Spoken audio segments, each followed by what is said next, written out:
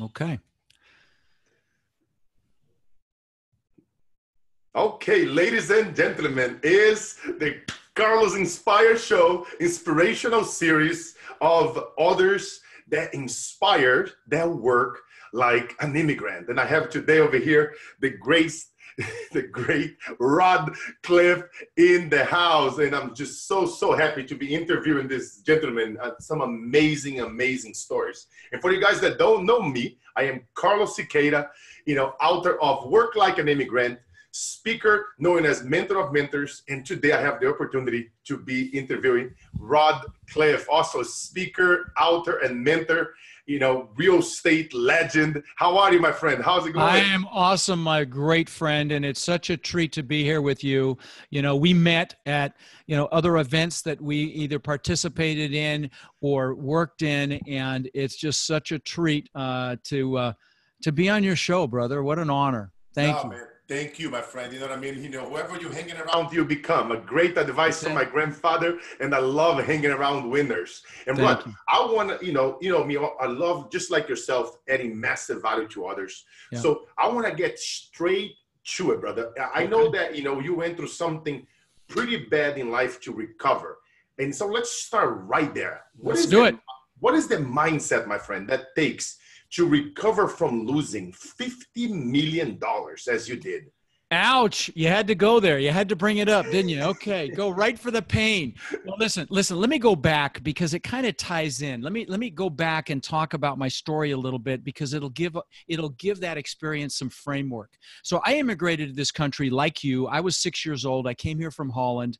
We ended up in Denver, Colorado, had no money. My mom, babysat kids so that we'd have enough money to eat. And I wore clothes from the Goodwill. That's all we could afford. We drank powdered milk, expired food, but we had love. And I know a lot of people had it harder than we did, but I knew I wanted more. And so I watched my mom buy the house across the street from us when I was 14 with her babysitting money. She paid approximately $30,000. Now, when I was 17, she told me she made $20,000 on that house in her sleep. And I'm like, what? I'm getting into real estate. So I got into real estate, and fast forward to 2006. By 2006, I'd owned over 2,000 houses and apartment buildings, okay? And in 2006, my net worth in 1 year went up $17 million, okay? It's a little more than my mom's 20 grand. And if you want to do the math on that, it's like $8,300 an hour. Of course I did. And when you have that kind of success, sometimes you get a big head, and I did. And I thought I was a real estate god, and it's not, my head barely fit through the door. And when that happens, God or the universe or whatever you believe will give you a smackdown. Well, that was 2008. And I got my butt handed to me, and I lost $50 million.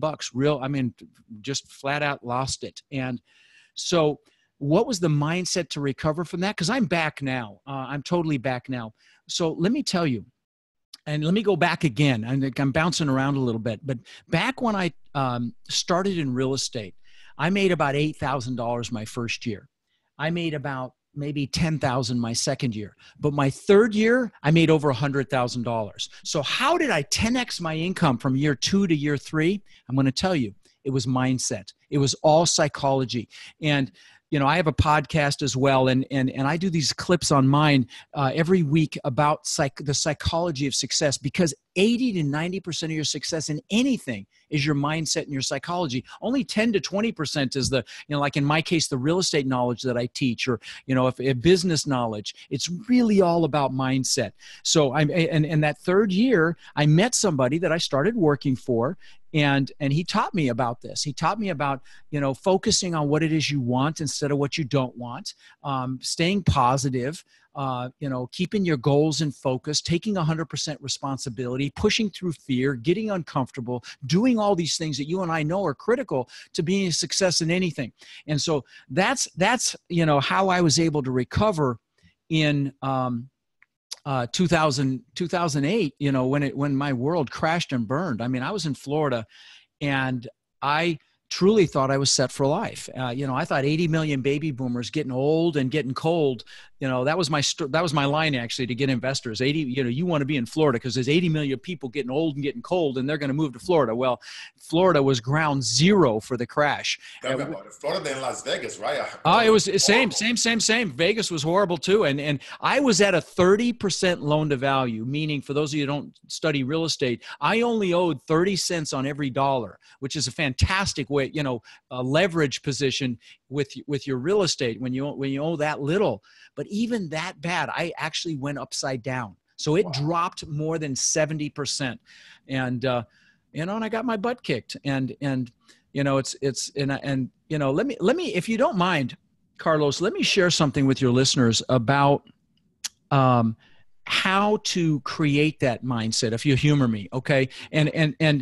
I take my coaching students, and even at my live events, I take people through a goal setting workshop, and it'll only take me 2 minutes to describe this. So I really think I can add value to your listeners with this. And that is, a lot of us, we do our New Year's resolutions, or we maybe even write some goals down, and maybe we even write them down regularly. But I'm going to suggest a process. And again, it'll take an hour of your time if you're listening to this or watching this, and highly recommend you do it just like I'm describing here. So what I'm going to suggest you do is you pick an hour when you have a lot of energy.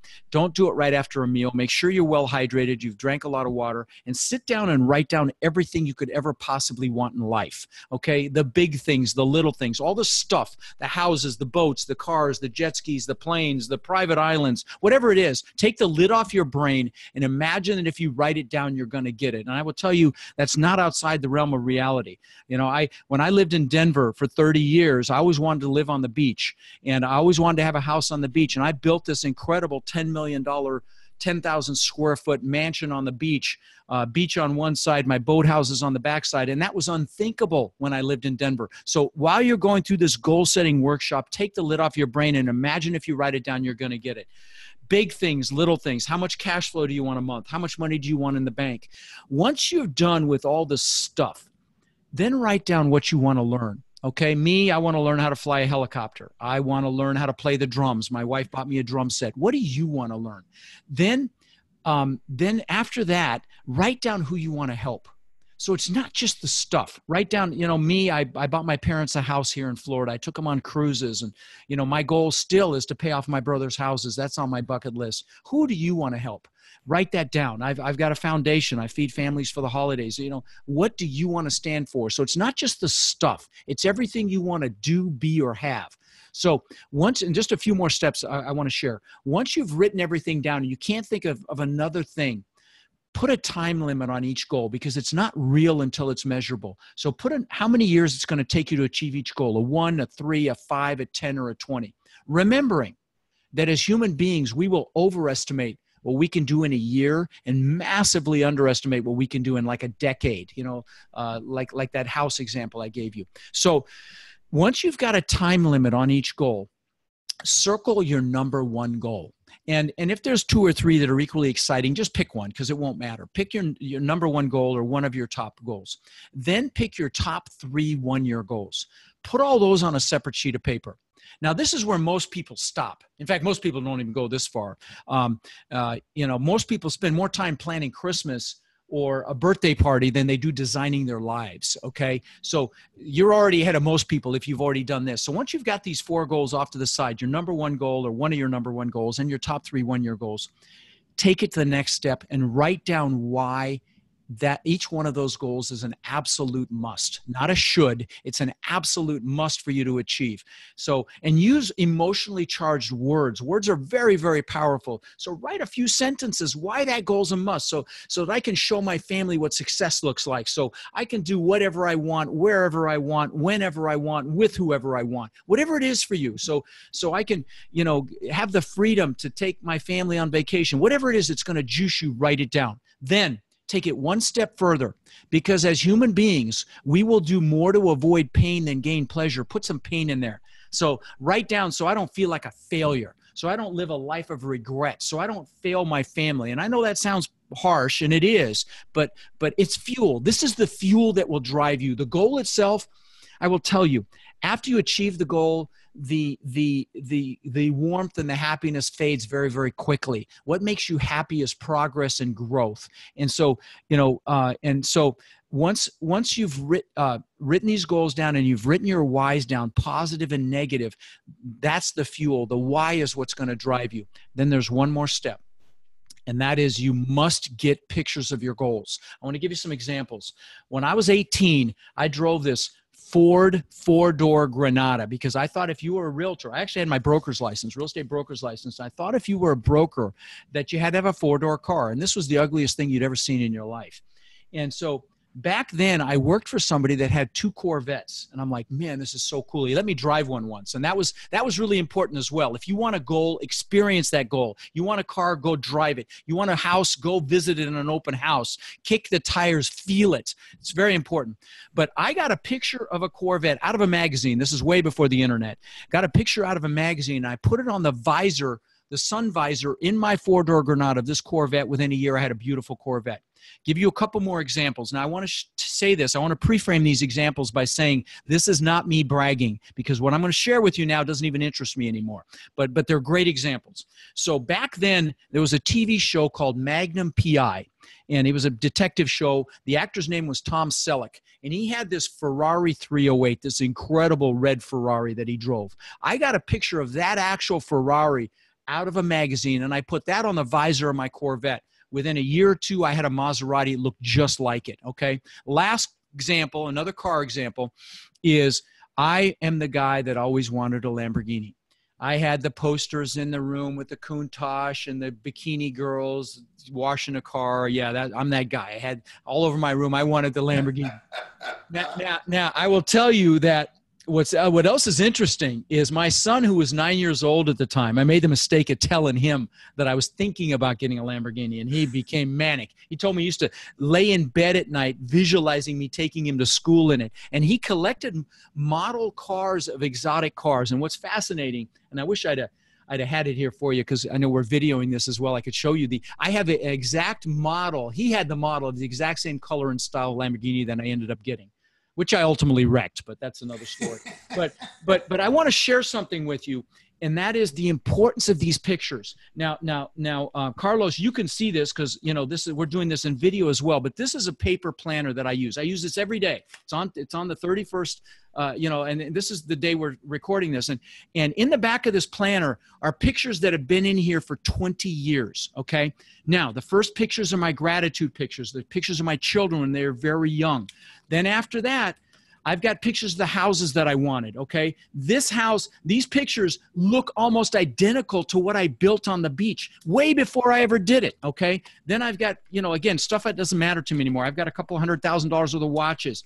The Lamborghini, before I ever got it, I had pictures of it in here. The Rolls Royce, all these things that I got because I had pictures. So I know those of you are listening thinking, oh, this is foo-foo and woo-woo and all that. And I'm here to tell you it's not. This stuff works, okay? I'm proof positive that this works. In fact, I'll give you a couple more examples. Jim Carrey, when he was flat broke, wrote himself a check for $10 million, kept it in his wallet, looked at it all the time, and that's how much he got for Dumb and Dumber, his first movie. And he actually buried that check with his father because his father believed in his dream.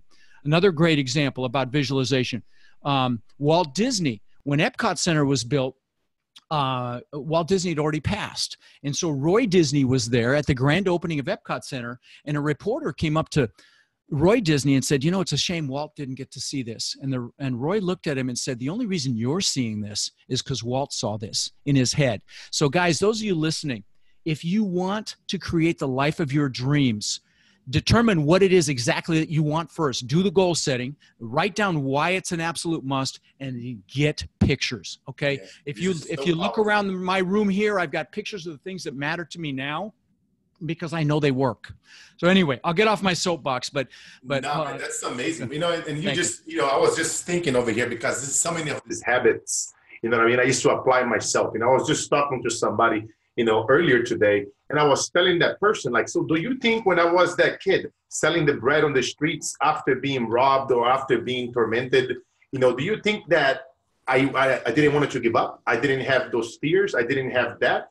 But let me tell you something, what I told myself, and I told this person earlier, somebody that I mentored, very, very influential person, and I told that person, if you're going to doubt something, go doubt your doubts.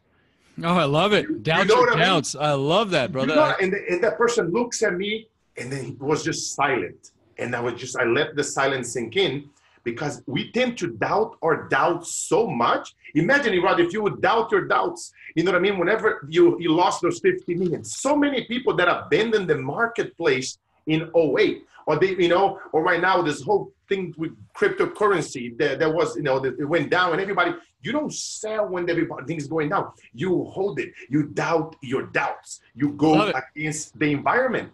And it's so fun. You're talking about Walt Disney, you know. It's funny how growing up, they told him that he was stupid, that he wasn't creative at all. Right. And Michael Jordan's coach, he told him, no, you're never going to go anywhere, brother. You're never going to become a basketball player. Oh, yeah, watch me. I'm going to prove you wrong. And that's what amazing. I love to be, you know, surrounded with people like yourself and our friends, because we're going to prove them wrong. We're going to continue doubting. That's a real motivator. That's a real motivator. You know, I got picked on in school, and it's embarrassing to admit, but, you know, that drove me to show them I was somebody. You know, I had my 40-year reunion a few weeks ago, 40.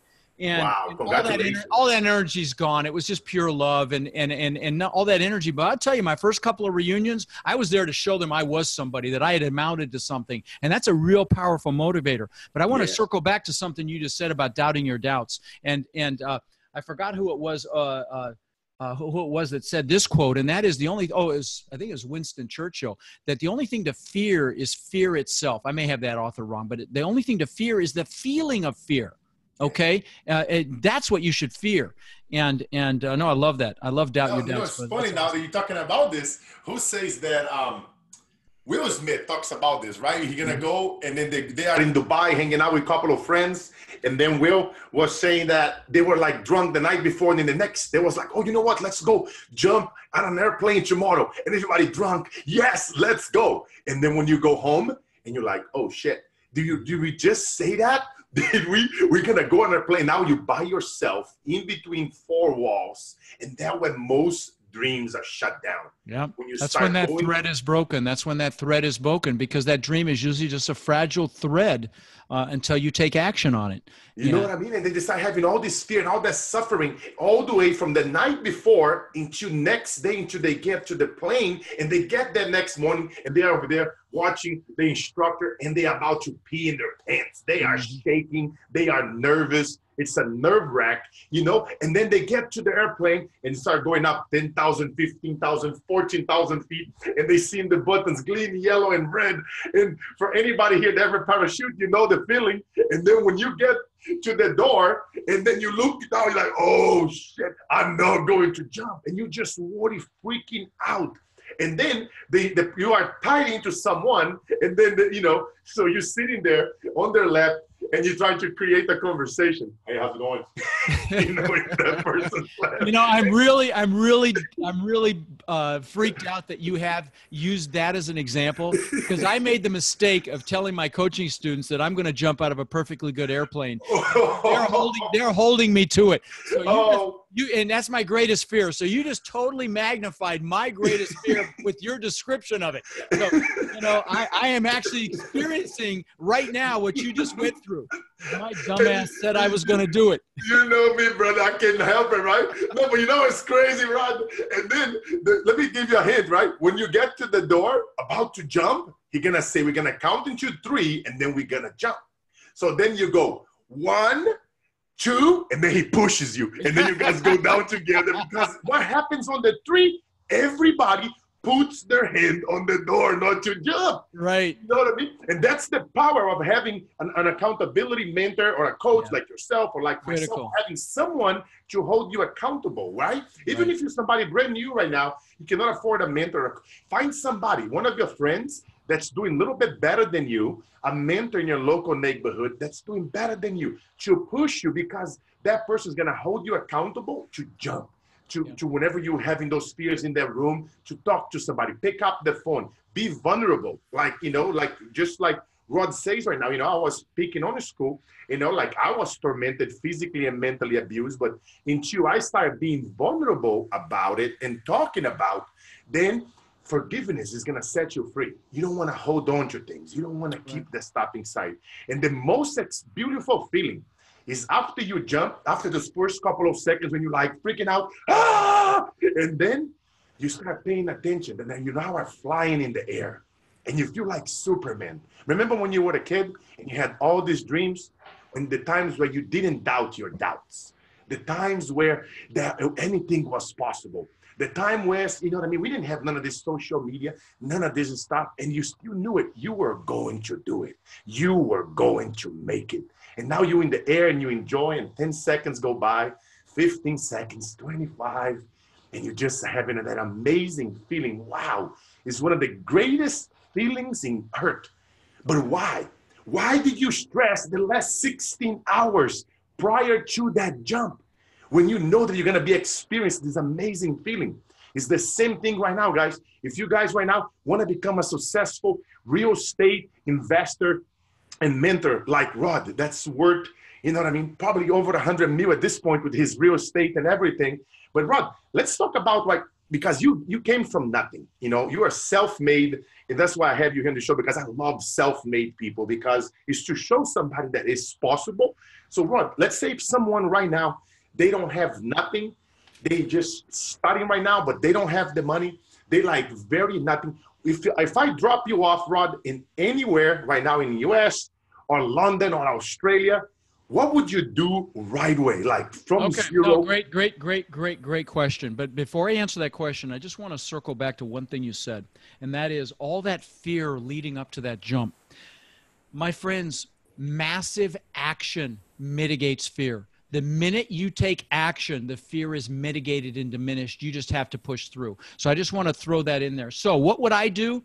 Well, I will tell you, I would get around people doing what it is that I'm doing. Now, I've got a Facebook group that's got almost 20,000 people in it right now that all aspiring multifamily real estate investors. Just go to multifamilycommunity.com. It's a direct link to that group. And again, like Carlos said, you are the 5 people you hang around with. So get around people that lift you up, that expect more of you, that demand more of you. Find those people that are going to validate you, empower you, and push you. And, you know, that group is a great way to start that, or start your own, whatever you do, but you need to be around people that are pushing you. And sometimes I will tell you, you're going to be around people that because of their fear will hold you back. And then sometimes those people are even family members. So I will tell you, love your family, choose your peers proactively, find the right people. That down, guys. Yeah. Right is the doing part of thinking. Go ahead, Right.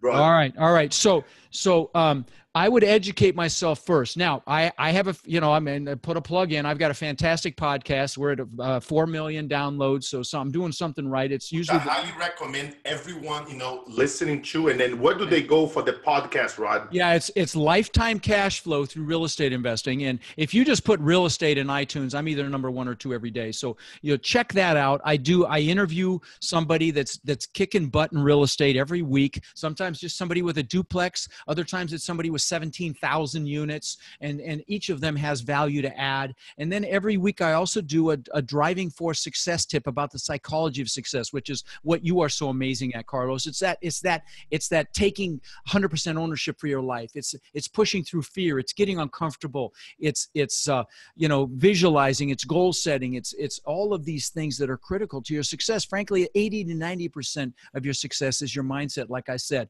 Now, I also have a free book about real estate investing. It's 200 pages. It's no fluff. It's how to create lifetime cash flow through multifamily properties. I'll give it to your listeners for free. It's if they text the word ROD, R-O-D, to 41411, they can have a free copy of my book. And yeah. You know what I mean? It's so important that you guys, if you guys education. Yes. Education. Guys, real estate is all in your mind. I bought my last 300 or 400 properties with none of my own money. 300 or 400, okay? It doesn't take money. It takes knowledge. So the key is to educate yourself. And I've got a bunch of free resources between my podcast and my free book. And again, there's no fluff. It's not like this, these guys put these books out that are just crap and it's just fluffy stuff. This is like a textbook. So you'll really enjoy that, my podcast. But there's so much free content out there. Carlos's content, my content, YouTube has a ton of stuff. Educate yourself. And that's where you should invest your time and your money, because that's what's going to get you over the hump. But also, it's critical to know what it is you want and why you want it. So do the goal setting, revisit those goals regularly. But let me add one really important distinction. So, because I just realized I'd forgotten to do this. So I had built this 10,000 square foot testament to my ego on the beach. I'm in a magnificent home. I worked 20 years to build this home. 10,000 square feet, had a waterfall from the second floor into the pool. You had to walk through the waterfall to get into the pool. It had 80 feet of glass that was 10 feet high, all butted together. It was like a wall of glass.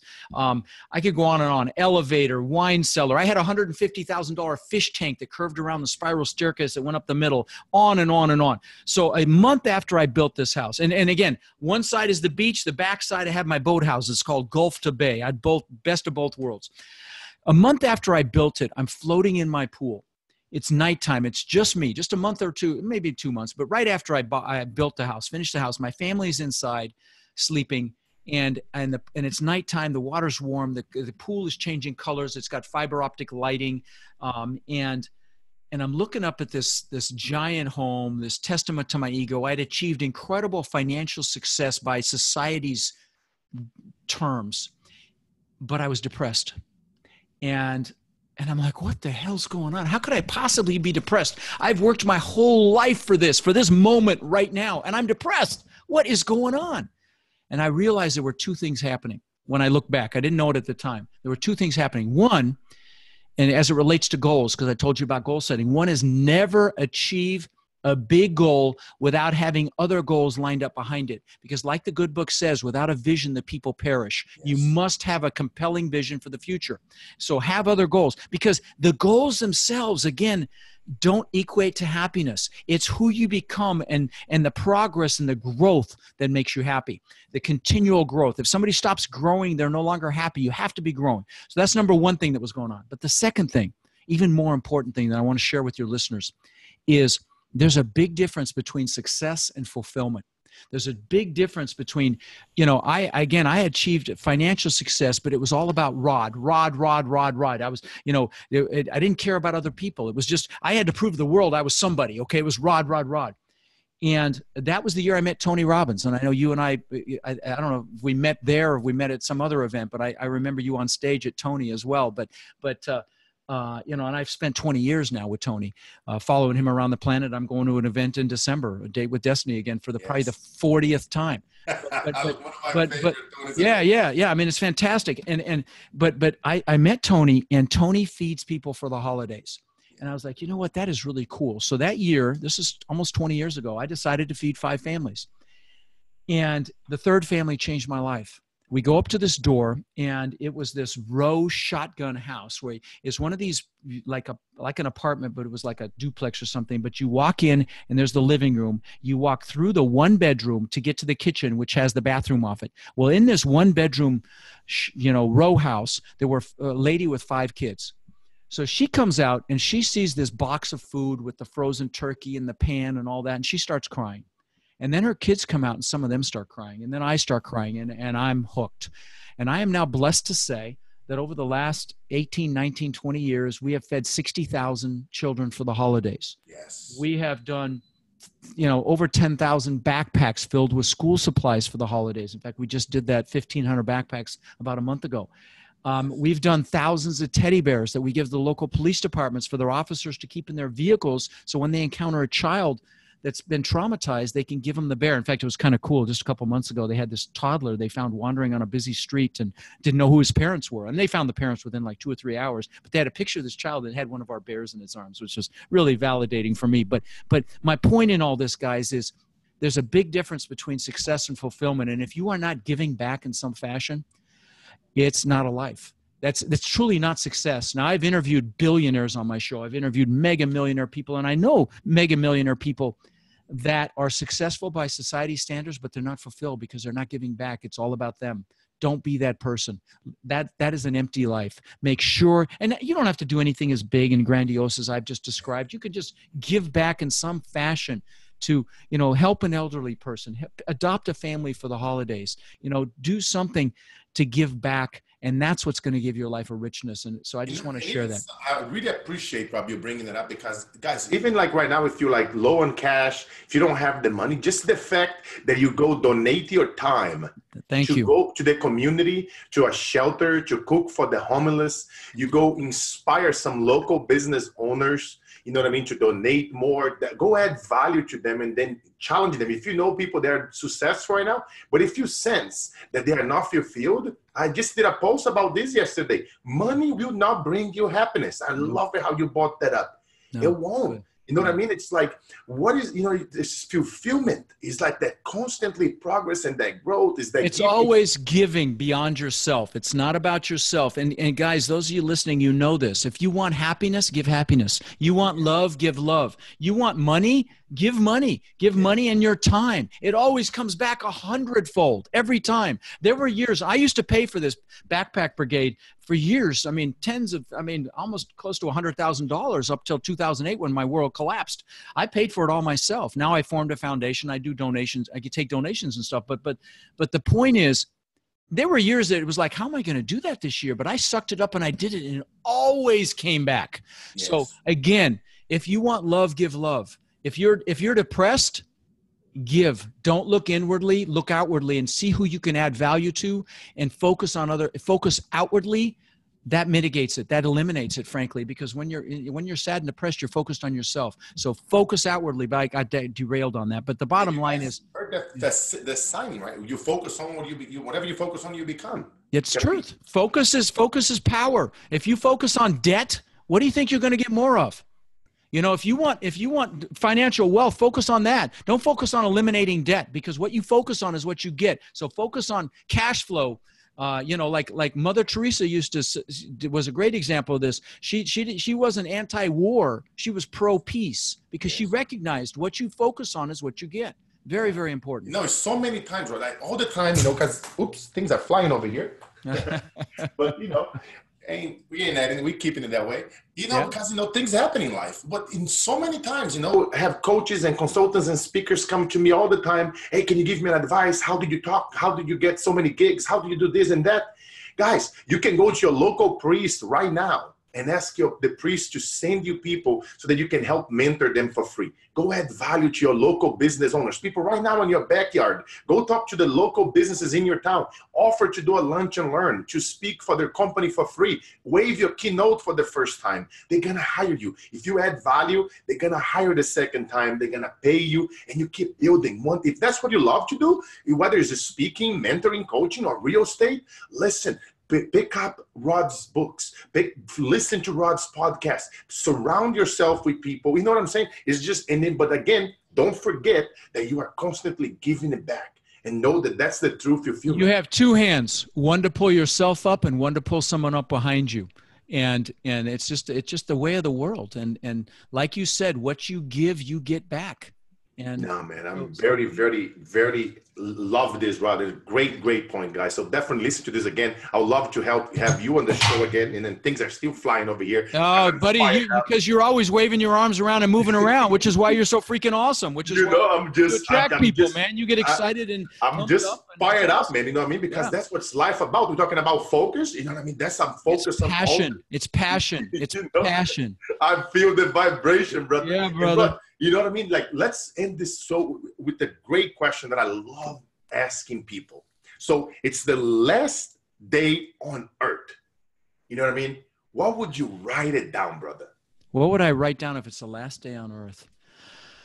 I would try to remember all of my magic moments. I would try I would try to relive all my magic moments, which is why I tell my students in my live events, I tell people journal. Make sure at least once a week you're writing down something magical, because you forget those incredible moments with your children, with your family, with your friends.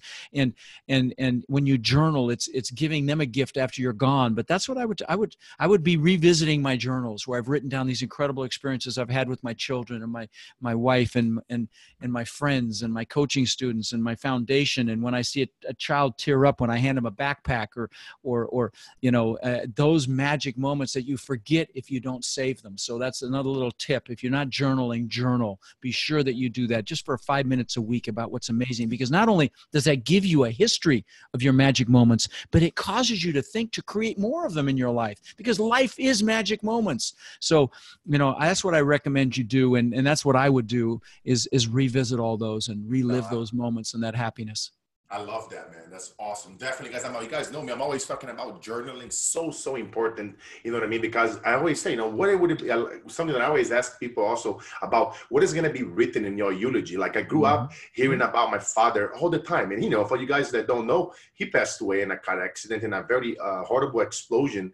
And I was only 3 months old. But, he was about to become a priest. And then he saw my mom, thank God, and now they had me. And then he died. But I always hear about the guy. He was very successful, doing 2 colleges, manager in a bank, had me as a baby. But at the end of the day, you guys think that for people that think that you don't have time right now, he would let it go. Maybe he would not go to that football or that basketball on a Sunday. He would give up 1 date a week. Now, I'm not telling you to give up everything.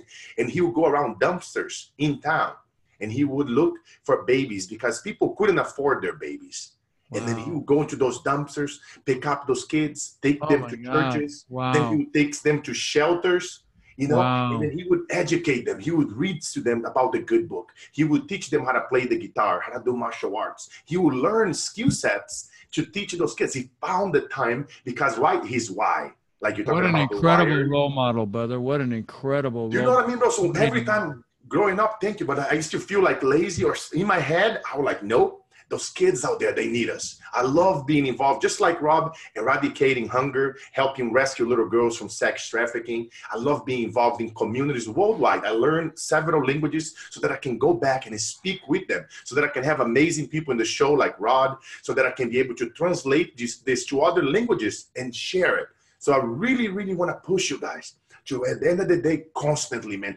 Tony used to say the word canai, constant and ever-ending improvement. I say the word Kenios. Tony calls me the Latino Tony Roberts because he calls me crazy because I say constant and never-ending improvement on steroids. Because that's the fire, like this energy, this love, this joy that Rod and I always have with us. Because everything that you do in life, separate yourself from the outcome. Always focus on the contributions, not the acquisitions. You guys heard Rob builds incredible things in life. I've been down that road, but I had so much and I wasn't fulfilled. I had the millions, the house, the cars, the planes, and I lost it all because I wasn't fully present. I forgot about my why. And I don't want you guys to go into that path. So whether you are on the top right now, seek help. If you're on the bottom, surround yourself with amazing people like Rod, myself, someone else that you look up to.